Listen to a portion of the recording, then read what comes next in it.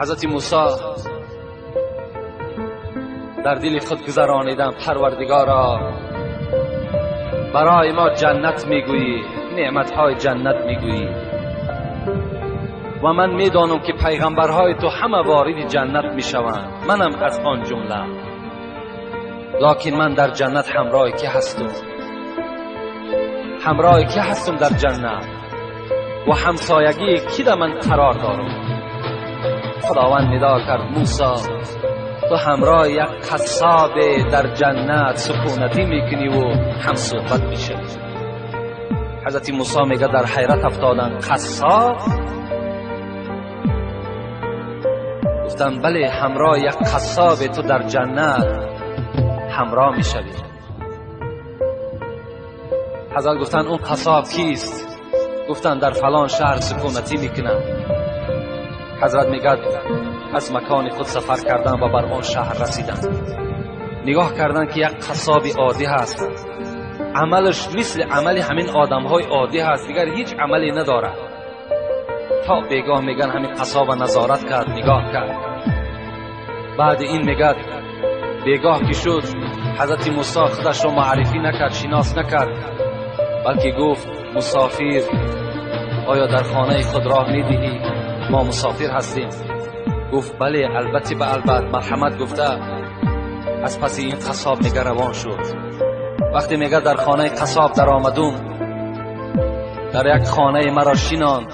البته اون وقتا این قصرها و این 3 ایتاژ و 5 ایتاژ خانه ها نبودن، مگر یک خانه یا 2 کلبه‌ای داشتن خلاص. میگه شیناند و حضرت پیش از آن که نزد من دسترخوان پرتاید و آنچه در خانه دارد پیشنهاد کند، اولا نگاه کرده میگه در کنج خانه یک سبدی بود که پر از پخته بود و در داخلش میگه یک زنی خیلی برجا مانده افکار در داخل همون سبد بود. میگه حضرت میگه نزدیک شدن، با دست خود میگه طعام دراز میکردن، بر دهان او کس آب میدادن. وقتی که سیر شد میگه دستش میگه مادر برداشت، یک دعای داد میگه و قصاب میگه از خانه بیرون شد. وقتی میگه این قصاب از خانه بیرون شد، من نزد سبد حاضر شدم و گفتم مادر السلام علیکم، شما کی هستین؟ گفت من مادر همین قصاب هستم، سالهای زیادی رنج دارم، مصیبت دارم، بیماری دارم، لیکن الحمدلله که این فرزند من دایم در فکر نفقه من هست، شکم و لباس من و جای خواب من دائم معین کردگی هست.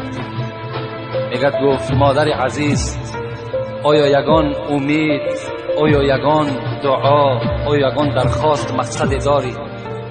گفت ای مسافر، گفت فقط یک امید دارم و دائم دعای من همین است که این فرزند من بعد این قدر مهربانی هایی که بر من میکند، خدایا در جنت در همسایگی حضرت موسی باشد.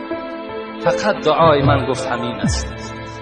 میگه حضرت موسی گریان شدند و گفتن مادر، گفتن یک شادیانه بر من بده، یک هدیه بر من بده، زیرا که همان موسی که تو میگوی همان موسی من هستم و همان پیغمبر من هستم و دعای تو در نزد خدا اجابت یافت و این فرزند تو در جنت همراه من هست. خوش به حال اون فرزندهایی که همراه پیغمبرها و همراه شهدا در جنت از پشت چی؟ از پشت خدمت کردن در حق پدر و مادر هست. رسول اکرم در حدیثهای فراوان خود به ما و شما خبر میدهد کسی که سحر از خواب میخیزد مرضیاً لابویه، هر وقتایی که سحر بیدار می شود پدر و مادر از او راضی هست، پدر و مادرش راضی هست. مادامی که پدر و مادر راضی شد، رسول الله چی گفتن؟ له بابان مفتوحان الی الجنه. وقتی که پدر و مادر سحر که از تو راضی باشند، 2 دروازه از دروازه های جنت برای تو کشاده ایستادگی منتظر تو هستند. و من امسا مثل ذالک، اگر تا بگه هم که راضی ایستند، رسول الله گفتند اون دروازه ها هم گشاده منتظر این فرزند هستند. و این کان واحدا فواحد، رسول الله گفت اگر یک تش راضی باشد، یک دروازه جنت برای تو گشاده است. و اگر شخص سحر میخیزد در حالتی که مسخیتا لابویه، پدر و مادر از او راضی نیست، یعنی با او فرزند قهری هستند یا ملال هستند، رسول الله چی گفتند؟ کان له بابان مفتوحان الی النار، دو دروازه از دوزخ برای این فرزند گشاده ایستادگی هست. و من امسا مثل ذالک، اگر تا بگه این پدر مادر راضی نشد، اون دروازه های دوزخ برای این فرزند چی هستند؟ گشاده و منتظر این فرزند هستند. و این کان واحدا فواحد، اگر یکی همین هم غضبناک باشد، میگه ملال باشد، ناراضی باشد، یک دروازه دوزخ برای این فرزند منتظر است. لیکن در دوام رسول الله چی گفتند؟ و این ظلم و این ظلم و این ظلم، 3 بار گفتند اگر چنده که پدر مادر تو ظالم باشد، پدر مادر تو ظالم باشد، پدر مادر تو ظالم باشد، اگر چند پدر مادر ظالم هم باشد، تو چیکار کن؟ تو خدمتی در حق پدر مادر برای خود روا ببین و خدمت از اونها کنده نکن.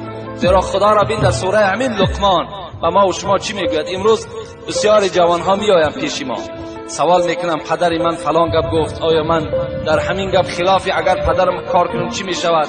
ای خوش به حالشون که سوال میکنند و جواب خودشون میگیرند.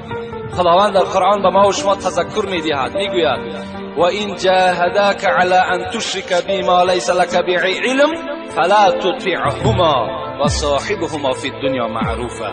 صدق الله العظیم. سوره لقمان است. خدا میگوید اگر پدر و مادر بر کدام شما ای فرزندها امر کنند این که فرزند من با خدای خودت مشرک شو، یعنی شریک در ذات خدا بیار، یا میگن فرزندی من نماز نخوان، فرزندی من روزه نگیر، فرزندی من مالداری زکات نده، فلا تطیعهما، این پدر و مادر بزمی اینقدر احترامی که دارن تو اطاعتشان نکن. در حالتی که به خدای خود گناهگار شدنده، پدر و مادر تا اطاعت نکن. و صاحبهما فی الدنیا معروفا، لیکن اگرچند پدری تو کافرم باشد، مشرکم که باشد، مفسرای قرآن زیاده از 10 تفسیر ما در خانه داریم، همش چی میگن؟ و صاحبهما فی الدنیا معروفا، با این پدری کافر، با این پدری مشرک تو چکار کن؟ معامله خوب کن، در حق اینها خدمت کن. و در بین باز چکار میکنی؟ همون پدر و مادر که وقتی خدمت کردی، مهربانی کردی، شاید که چکار کند؟ شاید که این هم باز در دلش خداوند یک ترحم و در دلش خدا یک توفیق جایگیر کند و باز به سوی اسلام چکار کند؟ رجوع کند از حساب خدمت شما. حتی حضرت موسی را میگوید در روایت ها میآید که وقتی که بالای کوه طور میرفت با خدای خود میگد نازیده گپ میزد، می نازید که ما با خدای خود کار میکنیم، یعنی سخن میگوییم. البته و کلم الله موسی تکلیما، این جای حقیقتش است، این یگان افسانه و یگان حکایه نیست، زیرا خدا میگوید که موسی از پیغمبرها کسی بود که همراه من صحبت میکرد، همراه من سخنرانی میکرد. حضرت موسی میگد بالای همون کوه طور میبرامد و بناز با خدای خودش چیکار میکرد؟ صحبت میکرد و احکام و ارکانها را می آورد بر امت خودش می رساند. روزی از روزها میگه حضرت موسی بالای همین کوه طور با خدای خود میگه راز میگفت. خداوند خطابش کرد، موسی گفت تا امروز اگر یاد داشته باشی تو به ناز گپ میزدی، می نازیدی، از امروز اعتباراً نزد خدای خودت با ادب باش، احتیاطانه گپ بزن، زیرا تا امروز مادری تو زنده بود، از پسی تو دعا میکرد پروردگارا فرزندی من وقتی که نزد تو میآید مبادا بنده هست، یک لغزش میکند، سهو میکند، خدایا تو این را ببخش و بر این غضب نکن. امروز مادری تو از دنیا گذشت، دیگر تو ناز بردار نداری، نزد خدای خود با ادب باش. با احتیاطانه گپ زیرا یگانه کسی که دلخوری تو بود و در حق تو دعا کن بود این مادری تو بود که از دنیا گذشت. خوش به حالی شما فرزندای عزیز، برادرای عزیزی که احترام پدر و مادر دارید. کدام شما اگر با پدر و مادر ملالم که باشین امروز چیکار کنین؟ رفته بعد شنیدن این سخنها اگر شما ایمان کامل داشته باشین، ترسی از خدا داشته باشین، باوری بر قبر روز قیامت داشته باشین، از پدرهایتون مادرهایتون عذرخواهی کنین، قدمهای اونها را بوسه کنین و اونها را احترام کنین. انشاءالله خداوند شما را چکار میکند؟ همه گناه شما را مغفرت میکند. حتی پدر و مادرم بعد بخشش فرزند انشاءالله باوری دارم که اونها یک صندوق رحم هستند، یک سیله رحم هستند. از فرزند در حال چکار میکنند؟ گذر میکنند و فرزند خودشان میبخشند.